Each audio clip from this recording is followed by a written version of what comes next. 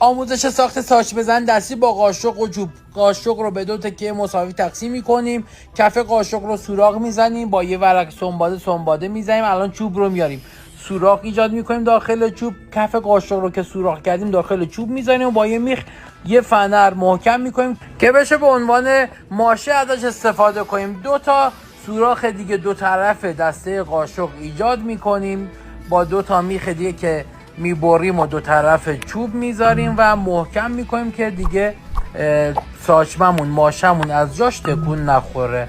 الان میاریم میخا رو سر جاش قرار میدیم، 2 طرف قاشق میذاریم که اینجوری تو یه خط باشه و دیگه تکون نخوره. با چسب قطری هم محکم میکنیم. الان میریم برای قسمتی که سر ساچ بزنمون رو باید تشکیل بدیم. 2 تا سوراخ ایجاد میکنیم، اونجا هم 2 تا میخ میذاریم. به حالت زاویه دار باید داشته باشه که به عنوان نشونه گیری بشه ازش استفاده کرد به این سادگی. تو این مرحله به یک کش و تیرکمون نیاز داریم که به 2 طرف میخا ببندیم، با یه بست محکم میکنیم که تکون نخوره از سر جاش.